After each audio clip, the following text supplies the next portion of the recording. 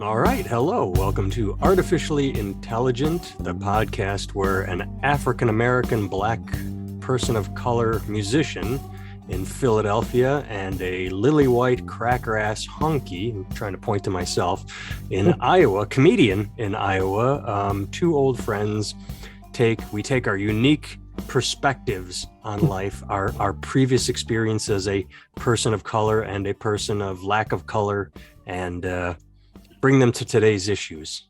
And then, yes, we change and save the world. One podcast at a time. So the thing I wanted to talk about this week is Central Park Karen was in the news, but not big news. I'm surprised that this did not blow up because it had all the, if there's a checklist on what's going to make people outraged and get on Twitter and write, whatever, the write passionate tweets, this seemed to have all the earmarks. It seemed to check a lot of boxes. She did an interview and a podcast, and I'm not sure how to phrase what I'm about to say. Mm-hmm. She either changed a bunch of what she said from last year when all the shit went down, or she expanded on it and said, this is what I wanted to say back then, but couldn't, like she gave new information on how because I had never heard before that the man, do you remember his name? I don't. Christian something or other. Yeah. That he had dog treats and he had a bike helmet and she was worried that he was going to give the dog a treat and then club it with the helmet. Like she was talking about her fears when last year she apologized and said, oh, I overreacted. I shouldn't have done that. And the thing I find interesting about it is, I guess, the ego, and I'm not picking on her and saying her ego, but the way the human mind works, that the further away you get from an event, the more you want to protect yourself and or make yourself the hero. And we all do it. Everyone does it. Yes, absolutely. We reverse engineer it to a point of our acceptability. Yep. And like you look at something that happens and just backtrack to where this path backwards would make me comfortable. That's how we got here. You know what I mean? Yeah. It's like, And that's so at the time, a year ago, she if I remember correctly, released an apology saying, I shouldn't have called 911, something like that. I don't know if it was heartfelt or what, but now she was explaining her justification in calling 911. And I really think it's interesting where it will be. It goes to what I spoke about, what you and I spoke about several weeks ago, January 6th, and the real-time reinterpretation of that. And by reinterpretation, I mean outright lying. Like we have video, we have documented video of what happened, and you still have Republicans saying, didn't happen. They were tourists. It was only 5 or 10 people. So yeah, your thoughts. First of all, thoughts on how this didn't take the internet like storm. Is that just our nature as people where something catches or it doesn't catch and we're outraged or we're not, even though I'll let you talk for a moment. I've got something in my head that just popped into my head, but go ahead. Yeah, I think that's part of it. I mean, part of it is how do you know what goes viral, right? Like, you can plan it, you can try it, and some things do and some things don't, right? I think in the case with her, I feel like it's a bit of a hoax. Like, I don't say that to be funny, but I'm like, who cares at this point? Like, he forgave her. She got her little slap on the wrist. He was like, I don't really think she needed to lose her job and her apartment and her friends and the ostracized. She's suing over the loss of her job. Right. And I think that's what this is all about. It's about her loss of income and the fact that nobody will fucking hire her now, even though she apologized. Yeah. Right. Here's the thing. She can say whatever she wants. That's great. Maybe that's what she was thinking. I think he did have dog treats, and I think he did have a bike helmet. I think he was wearing the bike helmet, as a matter of fact. But either way, we have the tape. And while everybody says we don't know what happened before that moment, right? Yeah, we have hysteric and calm. Right. We all have in the same moment. Right. We have her going, listen, you know what I mean? Like her dragging the dog around, her yelling at the guy, then her threatening to call the police. And then when she gets them on the phone, all of a sudden the waterworks start and it's I'm scared for my life, the black guy, Mm-hmm. which is the African American man or something, And it's like, but up until that moment, that's not what she was doing. And she had every opportunity to walk away. The dog was on a leash. You know what I mean? Yeah. Like she could have just said, dude, fuck off, and walked in the other direction. That's what she could have done. Like, or was the dog not on whatever? I think the It dog was on a leash wasn't on a because I think leash. she was. I remember everyone was outraged because she was Right. yanking. I mean, right. The question is what was he mad because the dog was off the leash or because it was where it wasn't supposed to be? I think they were where they weren't supposed to be. I think it was both. And Maybe she. I think. I think the dog. I don't remember. It doesn't matter right, but because I in the think she wasn't video it where was she she was was supposed to yanking out. So be. either it was off leash, but Right. it was. Right. And this is Somehow it immaterial got because I'm not worried about this. I'm just because this is rehashing. I don't want to say bullshit, but I'm really curious as to the way memory works and how revisionist history, where I didn't even think of that. The Malcolm Gladwell yeah. podcast where the one that comes into one of my favorite ones was the Toyota scare of 2009, which my wife Mm-hmm. got a car out of because they had 0% interest because they were in the toilet. So they said, shit, interest-free loans, please buy our cars.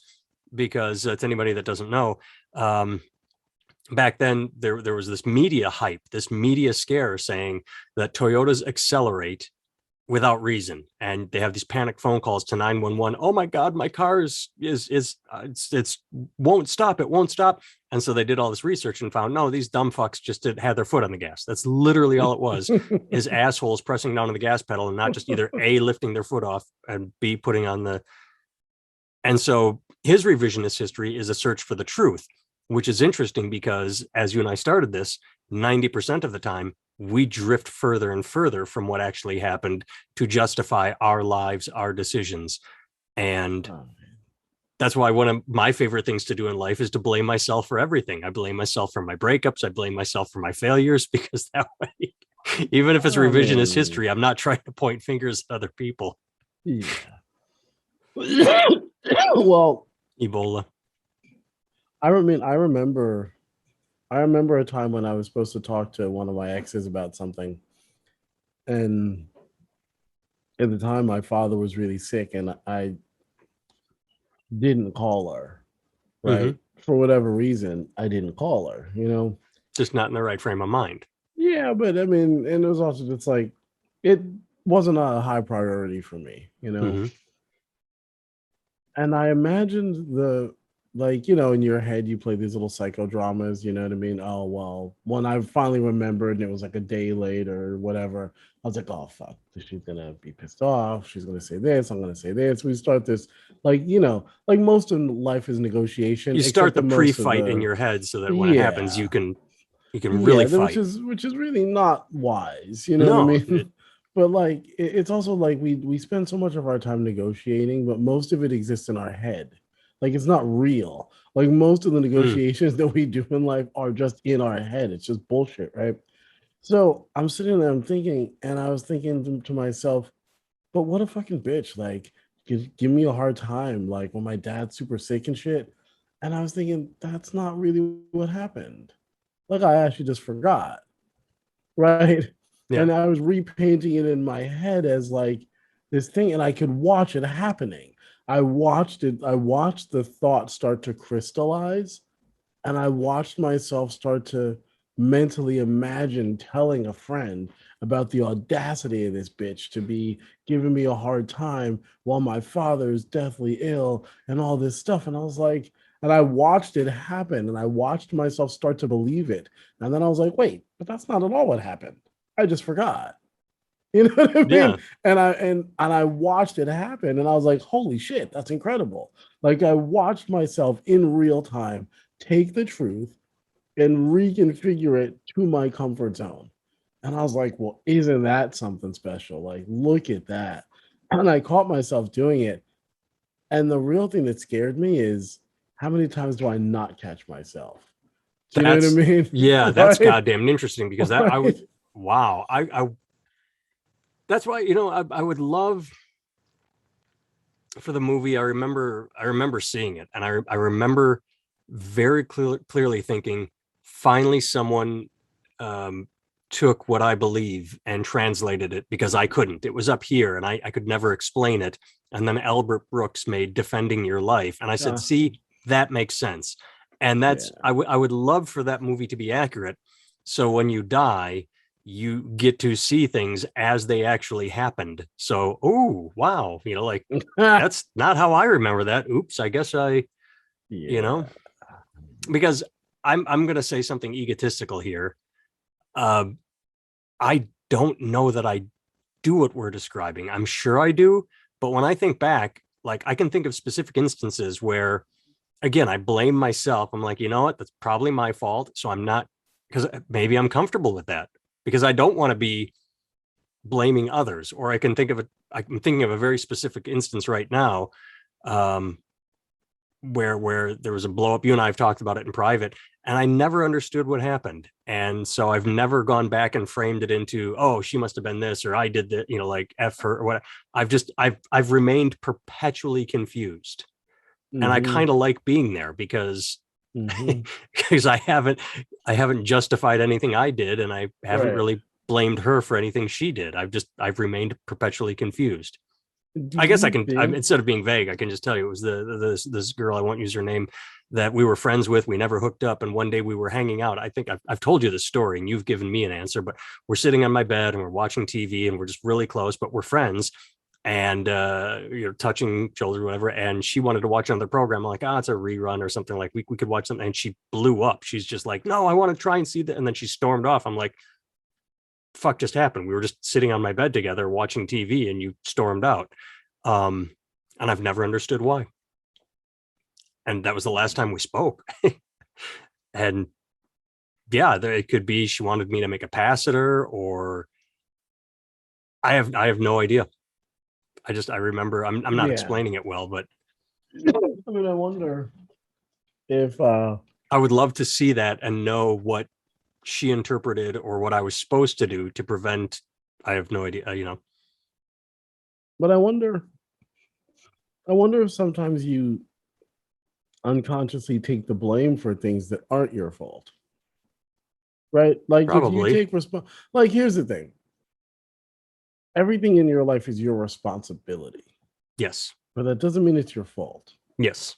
Right? And that's the hard balance for us, right? Like just because your parents did a whatever job, like I don't know, maybe your parents did an amazing job, or maybe they did a horrible job. Let's just say hypothetically they did a horrible job. Let's lean to that second one. Let's lean that way. Let's lean into that one a little bit, right? So maybe your parents did a horrible job, right? Or not a horrible job. They just did the best they could, and their best just wasn't very good. You know what I mean? Like, I don't want to interrupt you again, but don't let me forget that phrase because I have a story to tell. But it doesn't mean it's not your responsibility to do something about it once you're past the age of 18. But really, like let's say modern 18 is now 25, right? Because that's about what it is, right? So, but by the time you're 25, it is really, like I'd say 18, really, for being honest. But I don't think I picked up the mantle of responsibility until much after 18, I honestly didn't until I got to 30. I'm not going to lie. Yeah. I mean, I look back on my 20s and all the bad decisions I made, and I look at them as an adult, and no judgment. I don't think anybody should have a kid before 30 minimum. I'm glad I didn't have mine until I did. I can't imagine. I look at people that have kids that are too young, and I'm like, yeah. It's more, I think that life is just more than you think it is when you're a young person. You know what I mean? And you have this disdain for age as if it's like you kind of know that it's not even like death is sitting in the corner, like on the spinning wheel, like sharpening the scythe, just sitting there in the corner waiting for you to do something. Because like life is so fragile. You know what I mean? Yeah. Like it's so fragile. Like, just a knock on the head and you never get up again, or you jump off of skyscrapers and somehow live, right? Like there are people who jump out of planes all day and they live, and then there are people who just trip down the stairs and die, right? Like it's so fragile. And I think that we know that, like at a certain point in our life, which is probably why we have a disdain for age to a degree, right? But I think that when you're a young person, I think it's really easy to blame all your problems on other people, particularly if you grew up in a way where like you didn't actually have to make decisions for yourself, you know? Now, if we come back to Central Park Karen or anybody else, like when we get to people who are adults, like 35 and older, let's call Yeah. that adult, right? I think it just becomes really problematic if you consistently don't look to yourself as the responsible party at all times. You know, I feel like for me, there was a lot of resentment to be having to be the adult in the room. You know, I'd be like, why do I always got to be the adult in the room? Or why do I, Hmm. like it was like some kind of burden or something to be an adult, And I think one day it just hit me. I'm like, well, I am an adult. So if I'm in a room, then I'm an adult in the room, which makes me by default the adult in the room. There may be other adults, but it makes me one of the adults in the room just by default. You know what I mean? Because I'm over 35. So it's like, well, that means I should stop being pissed off about this, you know? And that's a real thing. You know what I mean? Like I for me, just kind of starting to do that. I don't know how people are supposed to do that in today's world. Like honestly, And like explain. meaning like with the kind of narrative warfare that we have going on, is I think it's really hard for any one person to actually discern what is the truth and what isn't the truth. I was just And going to we say, are because being told the that. when you said narrative, the first thing I thought of was this fucking, and I hate it. I really hate it. Speak your truth. Okay, but your truth isn't the truth, and that goes back to where this started. If you reframe something um, to make yourself feel better about something that happened, that doesn't mean it's the truth. And I dislike this idea that every single person gets to speak their truth. I'm not saying we need to squash individualism. I'm not saying everybody's a liar, but it, the idea that everyone has their own version of what happened and that's the right version for them because it makes them feel better, that's not how a society thrives. And Yeah. again, it goes to January 6th when you have people saying it was Antifa and that's how I sleep at night, and when Well, because they don't want to believe that their party is the one that rose up against democracy. I mean, here's the thing. I'll bet you that some of the people were just there because it was, you know, what somebody call it, Burning Man for douchebags or something. I didn't hear that. Well, I mean, there are a lot of people that's milled about on the lawn outside. Yeah, there are a lot They of watch people what's who are going on. just They're there like, to oh yeah, protest. I support Trump. I think I want him to be president. He said to march down here, but Yeah, and I they think there are a didn't lot of go. people who really believed. Like, here's the thing. It's like the abortion thing, right? Wait a second. Back up 1 second. Are you saying people at Burning Mm. Man aren't douchebags? Because I would argue that I against that don't as know. well. I've never been. I've seen Just pictures. It looks pretty similar sometimes, actually, to the hippie two. douchebags as opposed to political douchebags. Yeah. I I mean, like Eric Cartman and his anti hippie stance. That's uh, they're in the walls. He said, "Hey, just oh yeah. throw a guitar down a couple of joints, just to keep him busy for a while." I think one of Oh, my that's favorite fucking moments of all great. time was seeing that episode for the very first time. Oh And they god. go and plug Rain and Blood in, and it's this above shot of the crowd just dissipating. Oh man, this bums me out. So angry. I'm just like, I just pictured Tom Araya sitting at home going, "Cool," like just enjoying that his band was being used to break up a hippie drum circle. Yeah, I mean, dude, the first time I saw many of those South Parks, man, I almost pissed myself laughing. That shit's so funny. I'm Um, all congested. Before we get too far Mm. away from it, the one thing I wanted to Hmm. go back to is you talk about parenting and responsibility. I remember full well, and I can't translate this to any which way to contort it to a different reality. I don't think this is just the way I remember it. In Madison, where my mom lives, and I don't remember the catalyst. I don't know I have no idea what happened, but I do remember my mom sobbing, just sobbing, just full on, not like movie single tear, like crying. And she kept saying over and over, I'm so sorry. We messed up your childhood, but I did the best I could. I just did the best I could. I was trying so hard. Your father and we did. I'm sorry. And I just sat there and like, I don't blame you for anything. Like, I know you did. I don't, I'm not, because I was an adult. I was full on adult at this time. I was in my 20s, late 20s or something. I don't remember.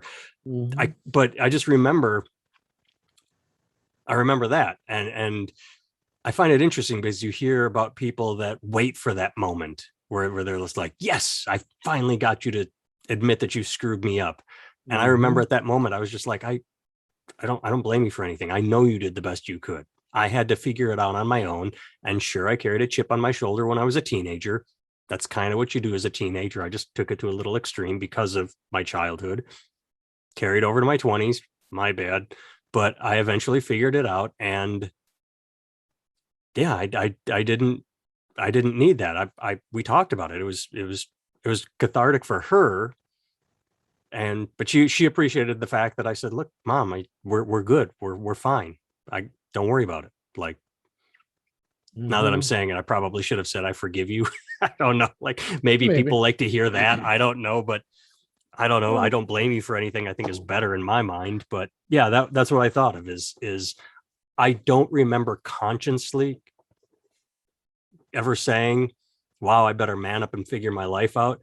I just got to an age where I started figuring it out. And then, as fucking hippies say, I had to let go of my anger because all it was going to do was, drag me down and give me cancer and make everyone hate me. Nobody likes a bitter pill. Yeah. I mean, I'll say, yeah, there was a point in my life where I was thinking about all the people who'd really like all the fucked up stuff that kind of led me to be the fucked up version of myself that I was at this particular point in my life, Mm-hmm. And I could, at a certain age, I could really chart back to some of like early, like first, second grade, third grade memories, Past third grade, I don't really have any. There's like a real gap in time between third grade and eighth grade, seventh grade, maybe, and that was probably the worst part of my childhood. And I literally you pulled a me. You blocked it all out. I don't remember shit from my life. I do not have any memories of it. Yeah. And I didn't realize that I didn't have any memories of it until maybe just like a couple months ago. I was listening to John Fogerty from CCR. Yeah, listen to him and listen to his book. And he's talking about his childhood and how music got started in him, and then he's telling all these stories from all these different points in his life. And I had a little rock and roll fantasy, like what would my book be about? What would be about this fucked up thing in first grade, this fucked up thing in second grade, these series of fucked up things in third grade, and then what happened in fifth grade, sixth? Who are even my teachers? Oh, I don't remember any teachers. But I can remember first grade. I can remember second grade. I can remember third grade teacher's face. Can't remember her name, but I can remember her face. And it was back when, you had one teacher all day. Yeah. Or like for like 60% of the day, you had one teacher. So, these people were in my life for a while and I couldn't remember them. But what I realized is that at a certain standpoint, I said, well, I can hunt all these people down and explain to them what they did to me and how they did it and how it fucked me up. And they could say, oh my God, I'm so sorry. That was not my intent. And then I could rethink, like you find out a new piece of information and it repaints the past. Yeah. You know what I mean? Right. Like, let's say, you find out that like, your girlfriend's cheating on you. And then all of a sudden you're like, wait a minute. Oh, that happened. So, I remember that. Yeah. Right, you're like, so wait a minute. So every time she went to the gym, does she really go to the gym? Like all of a sudden, like every single action gets called into question. It gets repainted through a different thing. Or wait, you find out your friend is a secret conspiracy theorist. And then all of a sudden, all their weird little quirky things are like, oh, wait a minute. That's actually weird. You know what I mean? Like there's a certain amount of information that makes you repaint the past in a different way, right? Yeah. And so I got to a point where I was like, if they apologized, I could then repaint the past and let myself off the hook, right? Because part of it is just guilt, right? Like Mm-hmm. for me, like I feel so shitty because I got tricked by something that as an adult, it's so easily transparent. You know what I mean? Like teachers who were fucked up or whatever it was, or just me being fucked up or me misunderstanding something. Could be a whole host of things, right? But like as an adult, I can look back and see that there's a spectrum of things that it could have been, right? Not just one thing. And if this person apologized, all I would do is go, okay, and let myself off the hook, right? And say, see, it's not my fault. Somebody else did this to me, right? Then I was like, well, what if I just do that now?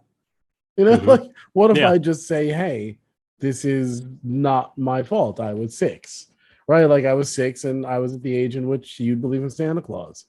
So my teacher told me something fucked up and I believed it, or they did something fucked up and I believed it, or I interpreted something as fucked up because I was 6. Back up. Like, What's this about Santa Claus? Hmm. Yeah.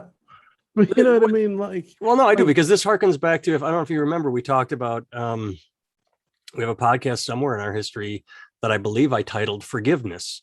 yes. And shit, I might have even told that mom story on it. Come to think of it, I have no idea. But just talk about one of my exes, my ex, the big ex, the one that, not got away, because thank God she got away. It would have been a disaster. But the one that cheated on me, Right. one that talk about this idea called closure. I could repaint history and blame her for everything. Instead, I choose to say, "Oh well, I saw the warning signs and I decided to stay with her and pursue, Right. and so that's on me." But also, the more important part is, at some point, you talk about closure or forgiveness. Instead of needing that person to apologize or finding out why they did what they did, you just sort of go, "Okay, that happened.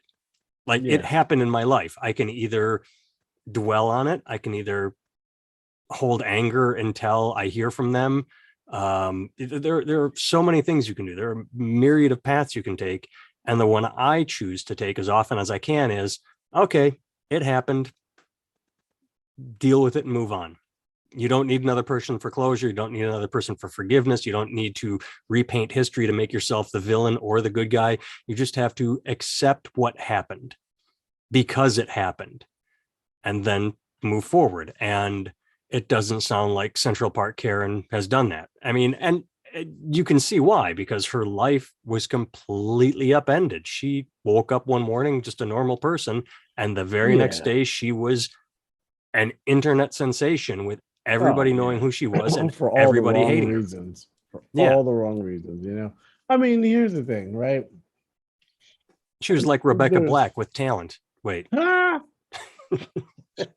I don't know if Central Park Karen can sing, but I just popped it in my head, so I went with it. Good Lord.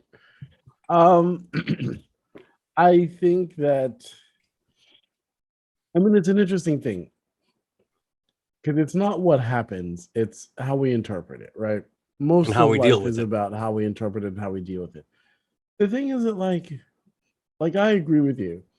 There comes a point where you have to say, this is what happened, this is what's going on, this is what my bank account looks like, right? Whatever it is, like, this is what my relationship looks like, this is what my life looks like, this is what my bank account looks like, this is my car really does need an oil change, whatever, right? That little light that's blinking telling me to go isn't just cute and flashing to the music in time. It actually means I need to change my fucking oil.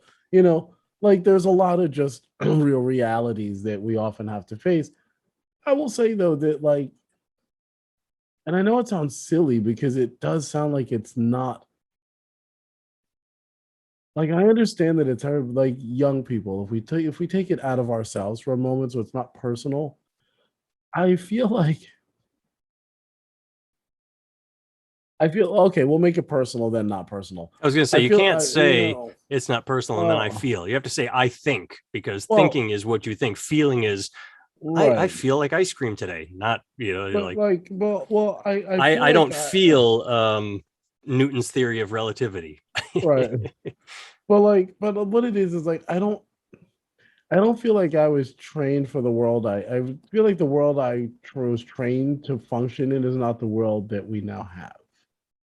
Right. I bet anybody feels that Right. as they age. Yeah. Like I feel like, well, I just feel like the rate that technology shifted in our life Oh, and absolutely. completely changed the landscape of things. Yeah.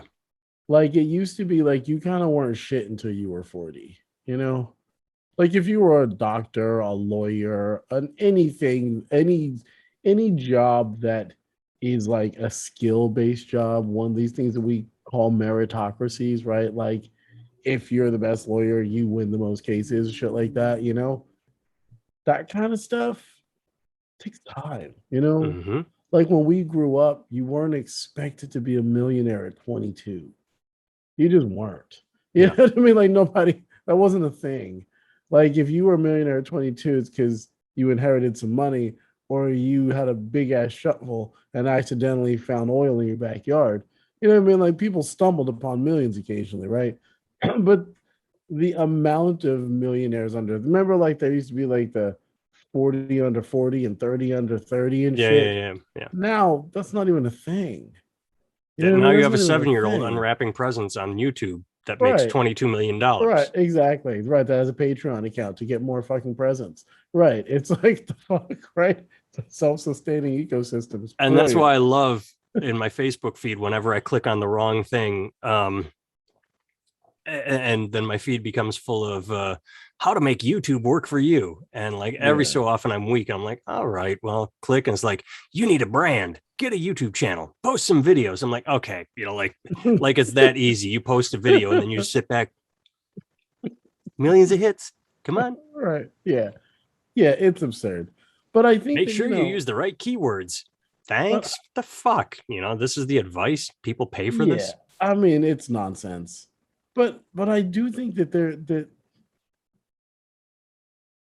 like I was talking to a younger person the other day, and we're arguing about whether or not they could do something or not.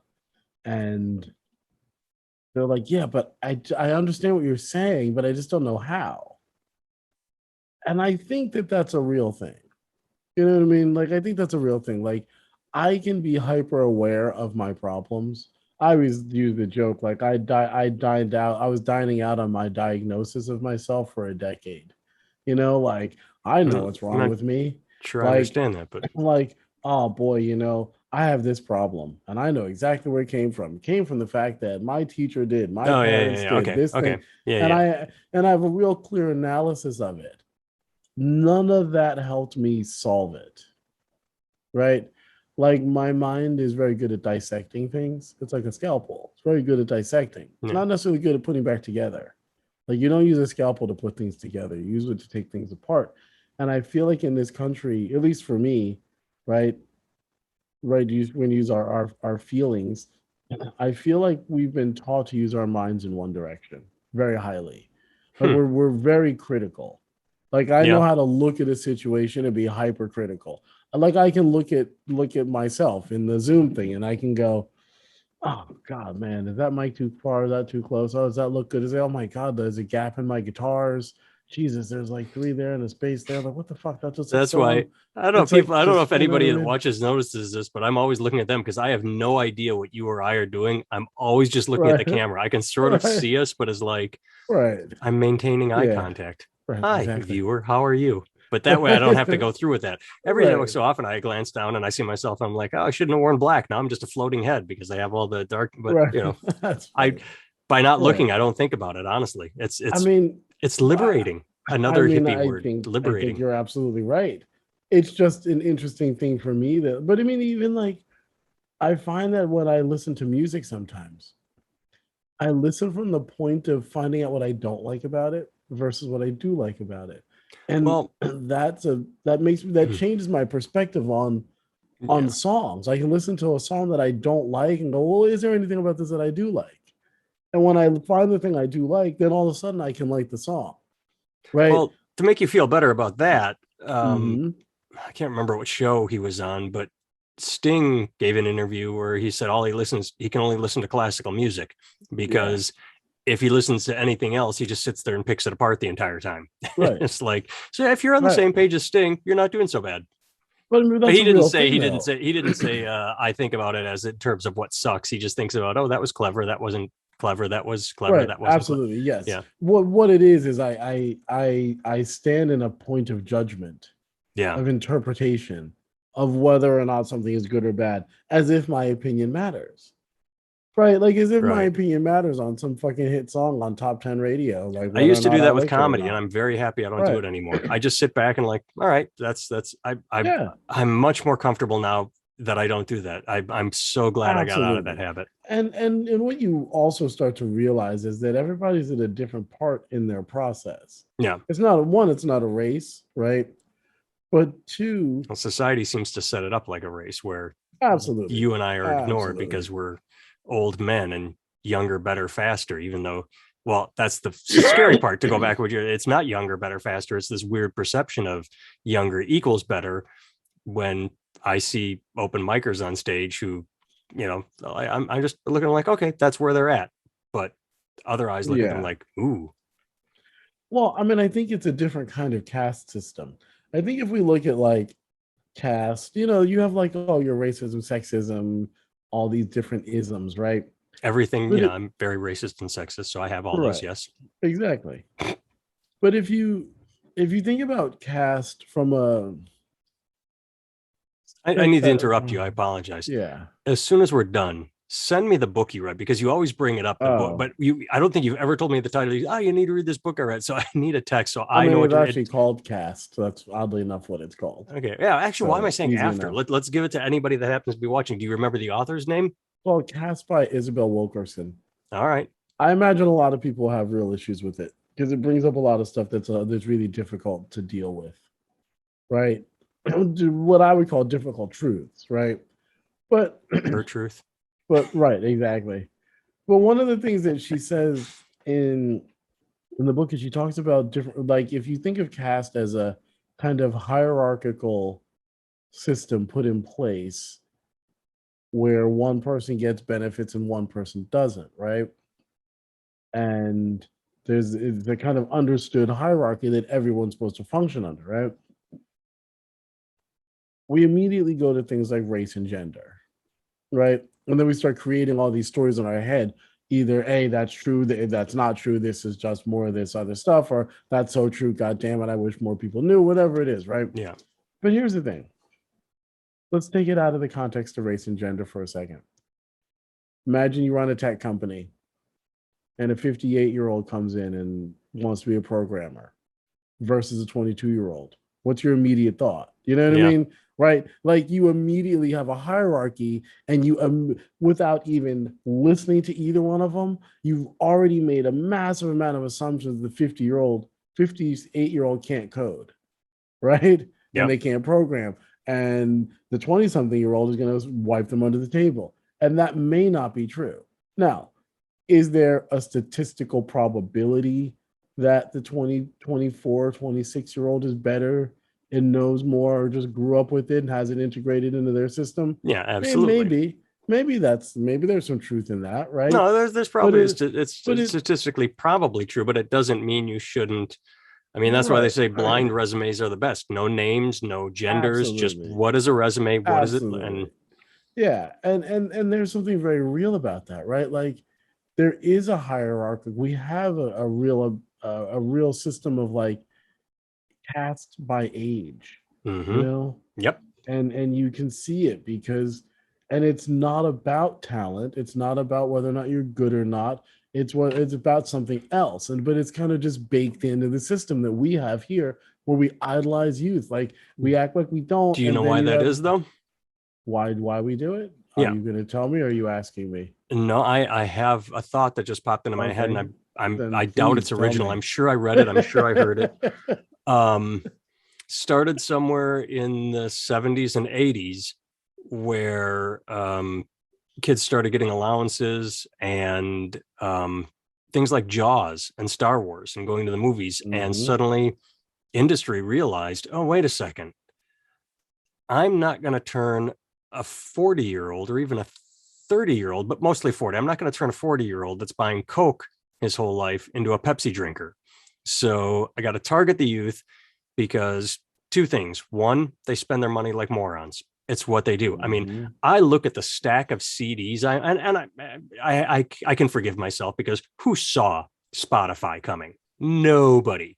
But if I Right. really sit down and think of all the money I spent on music, oh fuck, I would have so many thousands of dollars, I mean, so dude, the many amount of thousands money of I spent dollars. on iTunes, Yeah, free Spotify, not even CDs, just my iTunes yep, that library is full of money. exactly. And It's not like I so can sell that shit. You know what I mean? I can sell my CDs for $3, not or not now, really, like a not now. dollar Now you can't get maybe. shit for them. The whole point is, this it's a dumb examples, not dumb examples. They're just fine, but everything is that way. Youth spends differently than I'll just fuck. All right, but I told you off air beforehand that I got lucky. I'm watering my lawn and I almost mhm. forgot to turn it off and left it on all night. I'm like, oh, thank God. Um, I have gone back and forth to the store, and tonight was my favorite night because I finally found a sprinkler that worked very well. But I sat at the store today for 10 minutes picking up and looking at different sprinklers and like, do I want to buy this one?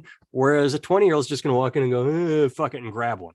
Like, I youth mean, spends money faster, and it's more disposable because youth, they have an apartment, they don't have a mortgage, they don't have a kid for the most part. Like, so that is why we cater to youth, because it they will fuel the economy yes, in a sense. and parents are easy to manipulate if you go even younger. Yeah. Right. Like Mm-hmm. movies are worse and worse and worse because once the kids say, I want it, in this kind of generation, they say they want it, the parents have no choice but to take them to see some crappy movie. And you can see Yes and it, no. They right? have a choice. I shot my kids down a lot. The one time I did take Yeah. them, I sat in the lobby. I'm like, you're going to go into the theater and I will wait for you. Right. If anything Yeah. goes wrong, you come right out to here. You don't talk to anybody. But yeah, I sat and read a Yeah. book. I said, I'm not going to Yeah. sit through that shit. Yeah. No, no, yeah. I mean, good Lord. But I do think that I think that there's an innate, I don't know if it's innate or if it's learned behavior. That's the thing, right? Because when it comes to cast, what I find is that if we use caste in terms of stuff like race for just a minute, even though I don't want to go down this path. I Yeah. mean, we could, but We've whatever. talked about race on this Yeah, podcast. there's no need, right? Yeah. The thing is that We'll there's talk a about it again in the difference, future. We but there's always, a difference between racism and casteism, mm-hmm, right? which we've And discussed, which you have one of enlightened me the on, made very good points. well, but one of the major things is that one is an absolute and one is part of a continuum, Yeah. right? If you're a racist, that's an absolute. You burn crosses, you do this, you do this, you do this, right? You feel a And certain way right. about other And there's people. real malice behind it, right? If you're a casteist, if that's a word, right? It's based on you don't have to actually dislike people. You don't have to be a bad person. You don't have to be anything. You can be sweet and loving and have lots of friends of all different kinds. It's just there's an assumed hierarchy when you interact with people. Or and wherever you are in that hierarchy is how you behave, right? Like a funny example would be No, like I think again, that we I don't. I was thinking about a podcast I listened to a while ago about because caste is very big in India, and yes. the podcast was about caste taking hold in America, in Indian America, where uh, to be stereotypical, they come over in engineering and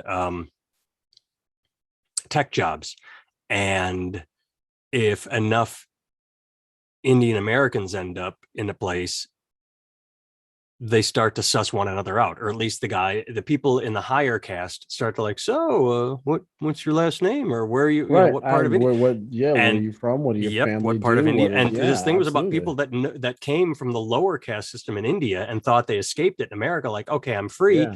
And suddenly like, hey, wait a second, I was passed over for promotion, and it went to this guy that was here soon, less than I was, but Yes. oh, let's trace the lineage. It's taking hold in America, just Indian Absolutely. caste system. And Absolutely. yeah, Yeah. And that's real shit, right? so you say they can be kind And and loving, but it's judgmental. It is a it's superiority remarkably system. It's yeah. judgmental.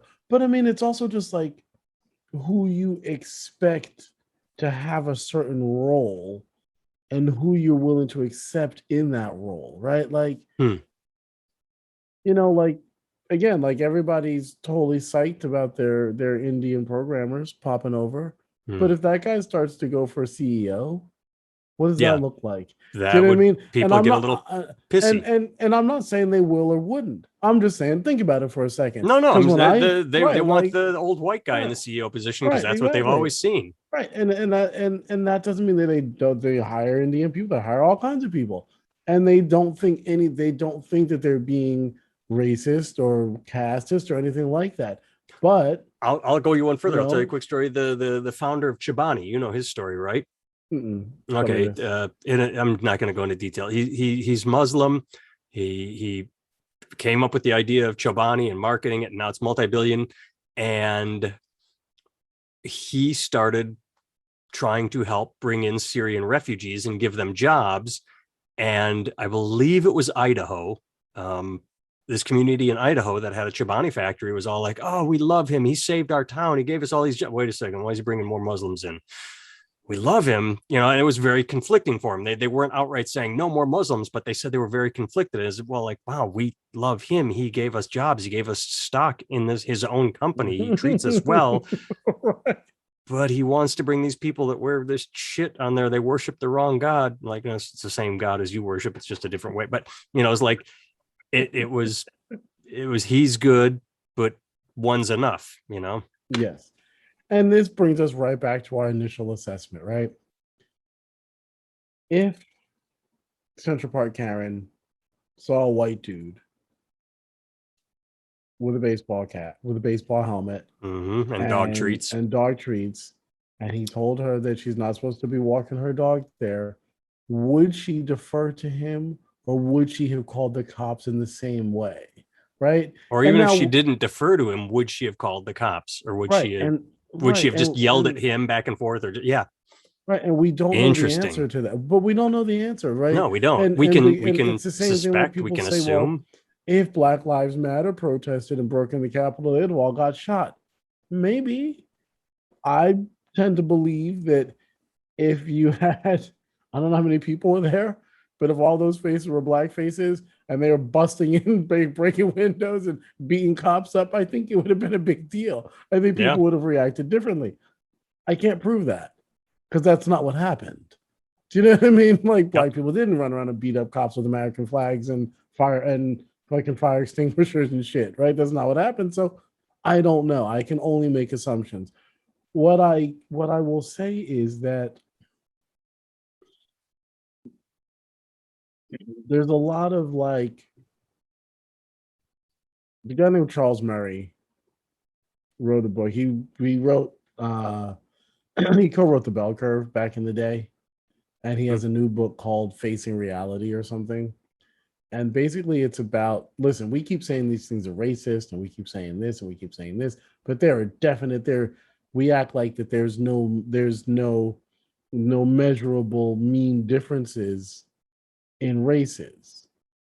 It's like, oh, well, like we talk about violent crime and this, that, and the other thing, and blacks are more likely to do that. So if they're more likely to do that, then if you're afraid of them and you react that way, then that's not racism. That's just whatever, right? And I'm paraphrasing That because seems he doesn't. He's never been to Appalachia. That's me being racist against I hill mean, this people. is this is this is what I say to people. I'm like, they go, "Well, I've been around black people." They're like this. I'm like, listen, any poor disenfranchised people act like this, no matter what color they are, Yeah, and whatever this is, right? And what you'll find when they say this is they mean one thing. But in most poor disenfranchised people, you know what I know? I know a lot of really hard workers. I know a couple of criminals. I know a couple of people living off the system, and I know a couple of people who fucking spend their time drunk and high, right? I people know the are cross section. different. Yep. And you know what? And I know them in multiple races. I know, yeah, I don't know more of one person who lives that way than another person. What I know though is that when I listen to him talk and he starts talking about white people, I'm like, first of all, what the fuck do you mean by that, dickhead? Because white wasn't a thing until, like, Irish people weren't white until 1850. Yeah. You know what I mean?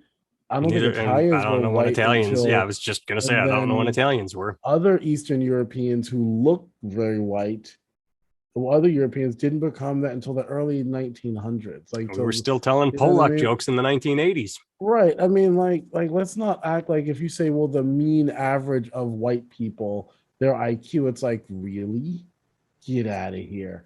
And then it's like this violent thing. I'm like, well, if you don't classify what white people did from what, like, Jim Crow lasted until the 70s down south.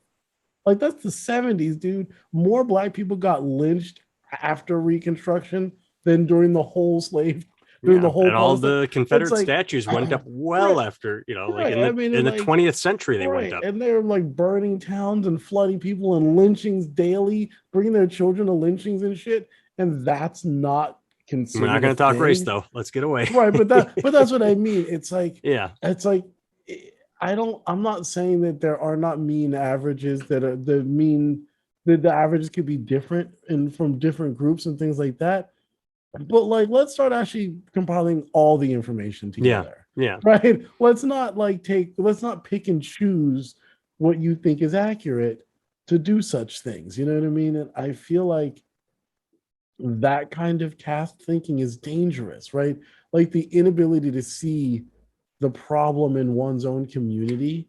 Do you know what I mean? And I I do, but and I want to interrupt quick because we should yes, start to bring this home. But sure, I think what he's doing, it sounds like to me, is rewriting it and framing it in a way that he's comfortable with. Oh, these black people are violent, so if you I feel bad, mean, that's not racism. right. Ignoring everything you just said about white history, which let's not even pretend to do like American guilt or American exceptionalism. Fucking England conquered the shit out of the world. I mean, that's I pretty white mean, crime right there. So the idea dude, that white listen, violence isn't a part of it. Yeah. So what he did is he reframed. He did the Central Park Karen absolutely. thing. We got to a point where, oh, white people aren't so bad right now at this day. Ignoring everything that came up to right now. I mean, yeah, I mean, and the funny thing is that, like, if you always read books and ideas based on what your liberal interpretation of the Bible that is self-centered, you're right. Like, if everybody reinterprets their thing their way, you get a fascinating thing because, like, again, it's difficult to talk about this stuff outside of race only because, from a historical standpoint, it's not that I know a lot about race in that sense, but my historical pinpoints are my historical like guideposts are based through this country through certain time periods. So there's just shit I know, right? So I'm trying to figure out a way not to talk using something else to talk about. But like there's a book called Yurugu. I don't remember exactly who wrote it. Hard book to read. But there's another book called The Iceman Cometh. And these are books written there, a critique of white European centric thinking and history and what it has done and where it has gone. And when you read it, you're like, oh my God, this is a very different interpretation of this very same act. Yeah. Told from a different perspective. Right. And you're like, I'm oh, sure the that's Indian, back to them, experience right. with Britain is a lot different from the British one, where they're like, oh, Right. these uppity Indians, like, yeah, you kind of Right. came into our country and Right. But also, like, when you read historical accounts of this country by other people, the yeah, English people in 1865 came over here and were like, I can't believe this person is walking around with other human beings in chains and has the audacity to look me in my eye and not see that what they're doing is an affront against God or whatever. Right. Like, the whole world looked at what we were doing here and was like, what the fuck is wrong with you people? The Germans came wait a second, over. how I far behind mean, slavery were we? Because the rest of the world, we didn't yeah, invent it, we just did it. no, but we did it differently though. Uh, That's the thing. Like we really did do it differently. Like, American chattel slavery isn't actually the same as what other people did. I'm not saying it's worse or better, yeah, yeah. but it is different. It's not Okay. the same thing. You know what I mean? Like you could actually buy yourself out of most other kinds of slavery. Is that Like you really could, you me know? couching like to make what it's by reforming? Like, am I doing a Central Park No, Karen thing? no. I mean, I think it's not, but I don't think that that's conscious. Yeah. Like if that's what you're doing, I don't think it's conscious. I think it's just learned. It's like Yeah, that makes it. Yeah, we you're like, learn oh, the that whole world did it, and it's right. Like we, regurgitated. it's what we learn over and over and over, and then you learn it. Oh, slavery, it's over so long ago because nobody talks about Reconstruction and Jim Crow. Nobody talks about all the stuff. Nobody talks about the towns being burned. All of it, right? But like, what it comes down to me is, I just think to wrap all this stuff up, I feel like Yeah, let's put a bow on this present it's to the just world. far more complicated and nuanced than we think it is. And I think that if you go hundreds of years believing one thing to be true that may not be true, right? It's hard to unbake that cake, right? And I think that we see that again, if we take it out of the race and gender thing and put it into an age thing, it becomes very easy to see, right? Yeah, Like in your world, the benefit you and I have is not that we're older, it's that we're older and look younger. That's the benefit. Because we get to be like if I knew then what I know now, right? But we get to be who we are now and look like we did then. And that's a real benefit because hopefully. it, I mean, in theory, right? That's a real benefit because you get around other people who you're like, I mean, I've seen dudes like I went to a impromptu jam the other day and I went to a couple of them. So I'm going to say this, and each group of the people's like, "What is he talking about us?" If they watch this, but there are people in there When who are they like, watch this, we're quite "Right, popular. exactly, we are." But like, there are people in there who are in their early 40s, and I was like, "My God, you look awful, Oh, I like love awful, like I holy I shit." I had a Like comic that's open for incredible. me a little while ago that was 2 years or 1 year older than I am, Hmm. and just looked. And so my opening, and I Yeah. said, can I pick on you a little? Like, just, and because I don't want to make fun. So my opening comment was like, hey, what is all that shit going to happen to me in 1 year? Like, that's my joke is, You're an asshole. oh, I am definitely, but I get permission first. I don't want to just like get up and rip on someone. I say, hey, is it okay if I put, and they're like, because but yeah, audiences love it when I say, well, he said he's this old, I'm this old. Is all that shit going to happen? Like, I thought I was doing okay. And Right. all right, so let's wrap this up. I think we should handle slavery, race, and sexism and everything like I handle what I said earlier. It happened, accept it. Let's move on from this point forward. There, I just solved everything. I mean, I think that, but I mean, I think that you have a point. I think that here's what I would say because you're not wrong. What I would say is we I have to was, acknowledge that it happened. yeah. We have to accept that it happened. We have to be willing to move on. But in order to do that, we actually have to talk of. No, we don't have to talk about it, Well, but we people get have to we're stuck on the actively first do one. We have to something. actually say and admit it happened and get it out there. Like, I'm not. We're not going to go down any more paths. Yeah, I mean, Um, it yes. goes to Ben Shapiro and Malcolm Nance on Real Time on Friday, Hmm. and arguing over critical race theory versus history. And if it's history, let's just get it out there. This is what happened. This should be taught, um, because it happened. And let everybody know what happened. Let them know how it happened, and let's just keep moving forward. All right. And let them know the dangers of what happens if we don't. Like to me, But the real the problem is dangers like, are we're seeing it right now again, January 6th. Oh, let's pretend it didn't happen. Let's rewrite it. We're not willing, right. we're not ready to do But I anything mean, you and like, I are talking but about. when have we ever, like, again, like again, I don't mean to pick on the race stuff, right? But when was throughout history, when has any scientific skull measuring, nostril measuring, height measuring, the measuring, that measuring thing done by some group of people who at the end determined that they were superior than everybody else? When was that ever actually accurate? Like in Mm, history. Like when did that ever actually happen that people 1939 Germany, roughly. right Ooh, exactly. now I'm in Right. trouble. I'm getting But canceled. you know what I mean? Like we have a way of like when we rewrite the history for like what we're talking about, we also do it like we do it as individuals, but we also do And it we on do a it as a massive collective. scale. We do Yeah. it right. Like it's funny because like we could sign off with this, I suppose. When I look at the country sometimes and I see the kind of divisions and the kind of, let's call them diseases. If you called each thing a disease, a certain kind of cancer, a certain kind of like, why is type 2 diabetes a thing? Because we like our sugar. We like our shit sugared. We like, you know what I mean? Sugar is delicious. Right, but it's not even that. Like we like everything sugar coated. It's a really good analogy for Yeah. us. You know what I mean?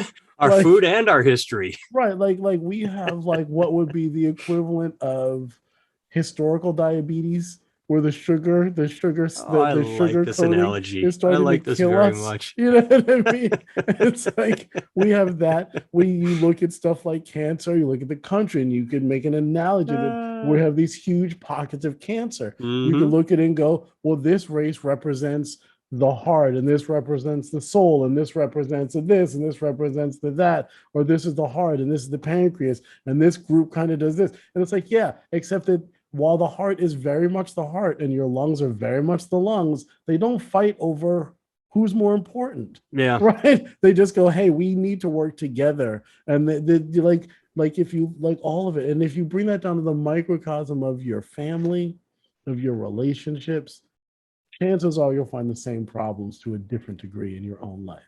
And we Like can pick up there next week.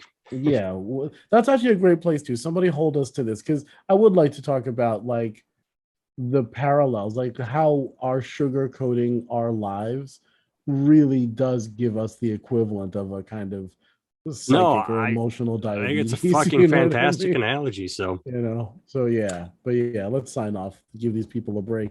all right, katiehenrymusic.com. Barrett is the Absolutely. musical director. October 15th, the record comes out. She's Title. flying down on my way. She's flying down. She's doing the blues caravan for the label this year with Galia Volt and Eddie 9V and Galia Volt. And last week you filmed a video for the first single. We did film the video for On My Way, which will probably be out in the next.